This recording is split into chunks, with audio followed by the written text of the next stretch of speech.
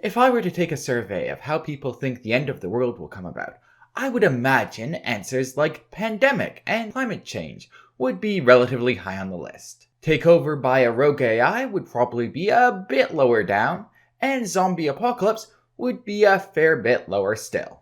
So, as we're in the midst of a pandemic, why not kick back, relax, and read about an even more absurd scenario. A machine zombie apocalypse, where an army of AI-controlled mechs is out to conquer all of humanity and steal their brains. Ladies and gentlemen, may I present 86.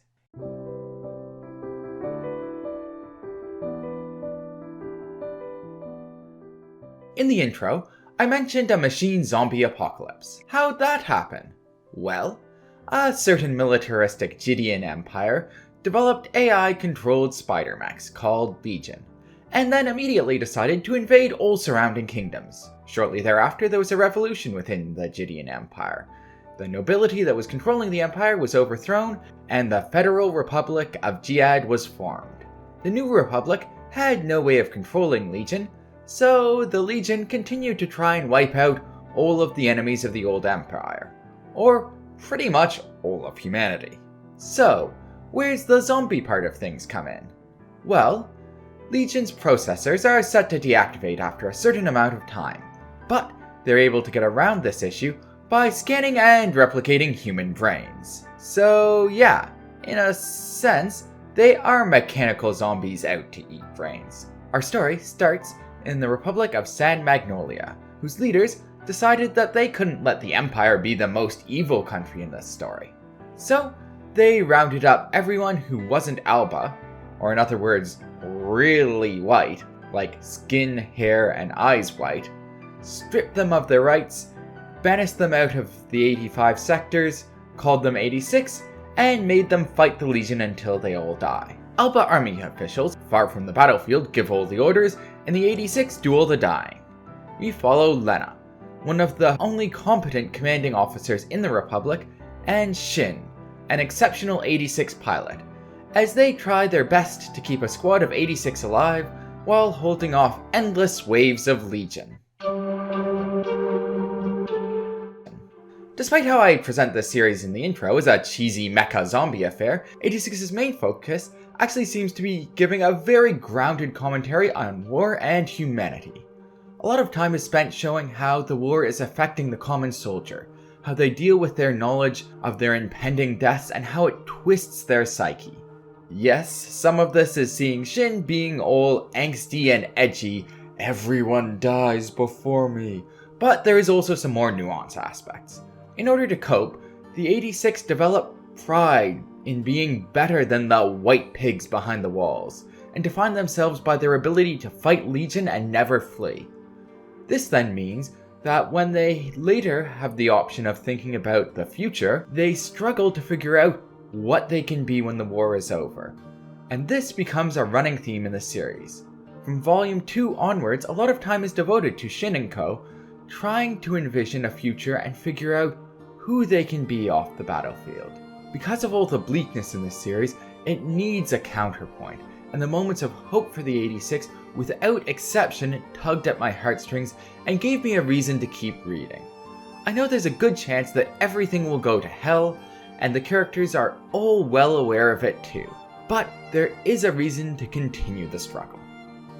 Flipping that idea on its head then, this series also has quite a few beautiful moments that show that the world would be just fine without humanity. I've always found the moments in post-apocalyptic stories where nature is reclaiming the landscape to be quite poignant, and 86 does a better job than most giving those scenes feeling. At a number of points, our characters find themselves in the middle of Legion territory, and while the setting is about as hostile to human life as you can get, it is also serene. There's a feeling of magic and melancholy seeing nature thrive without humans, seeing the stars clearly in the absence of light from civilization. These moments contrast starkly with the war going on around them and make things seem like they'll be alright, though maybe just not for humans. Okay, setting aside all that thoughtful artistic nonsense, 86 is also just cool. The insect-like designs for all the mechs are unique, and there's a visceral horror from the thought of having insects swarm all over you, which the Legion's design perfectly encapsulates, while still seeming relatively practical. The battles these mechs take part in are vividly described. I'm definitely more of a swords and sorcery than sci-fi kind of guy, but I was enthralled by the battles in 86. I felt like I could see all the battles playing out before my eyes, and time flew by as I was reading them. The fights feel like a mix of World War II tank battles, the maneuvering gear from Attack on Titan, and martial arts flicks. You get a grounded feeling from having mechs get taken out before ever doing anything by artillery, by watching them get bogged down in the mud. But then you also have them Spider-Manning their way through buildings, and at least in Shin's case, backflipping over opponents. Also, this series has shown itself perfectly willing to kill off characters, so the fights always feel tense. I don't know how to sell you on the series other than saying that it has the perfect mix of serious moments and badassery. So, while the battles in 86 are cool, they aren't necessarily intelligent, and one of my biggest complaints about this series would be how the strategy and tactics are handled. At the level of individual battles, Lena and another character introduced later called Vika are set up as being geniuses, or rather, the author tells us, hey, these characters are really smart and stuff. In any battle they're commanding though, we rarely see that demonstrated. Rather, the moments that would best demonstrate their skills are generally described only after the fact and with little detail. For the fights they're actually shown commanding, they generally seem to be won more through Shin and Co.'s fighting capabilities than clever tactics. Most of the time, every command is just given in reaction to whatever the Legion are doing, rather than the commanders ever planning out their own moves, which is frustrating to watch. Then, going to a high level and looking at the war as a whole, I never felt like I got a good feel for the overall strategic situation. There are battles that are won or lost, but I never had a sense of how important they were other than the occasional "humanity dies if this battle is lost" moments, and hence, there's a lack of feeling of any sort of progress. Rather, the story at times feels like a video game, where the characters are going from the grass zone, to a snow zone, to a volcanic zone, to a water zone, with no real connection between them. Tied into issues of progress, I also have a problem with power scaling for this series. In your typical shonen action series, the protagonist will gradually grow stronger through the course of the series, and as such, the enemies they face will grow stronger to match, with each more deadly than the last. 86 takes half this formula. As the series progresses, there are new types of Legion revealed, and each time they are portrayed as a new, unparalleled threat when they're introduced. The problem, then, is that Shin and Co.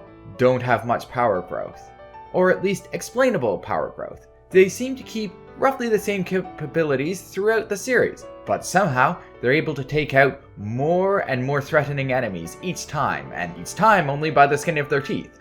This method of doing things really strains the credulity of the reader. You can't have the enemies grow stronger, the protagonists maintain the same strength, and somehow manage to maintain the status quo.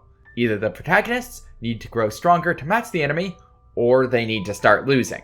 Anything else is paradoxical. Seeing a single Legion unit that took out a whole platoon of 86 in one volume, being mass-produced and then fighting on even terms with minor characters a few volumes later just breaks immersion in the story and trivializes earlier events. 86 has an interesting mix of styles, where everything outside of combat is thoughtful, while everything within combat is best observed with your brain turned off. The switch between the two can be a bit jarring, but each is well executed. So if you feel like reading a gritty war with over-the-top mech fights, then this is the story for you. Personally, I've enjoyed the story so far, but I can definitely see that some people will find the story a bit too dark, while others will pick apart its inconsistencies. Regardless, I would recommend at least trying out the first volume. If you've already read 86 and are looking for something else to read, you could always try out Haitu Genso no Grimgar, a story with a similarly grim setting. Anyways, thank you all for listening. I hope you enjoyed this review. Cheers!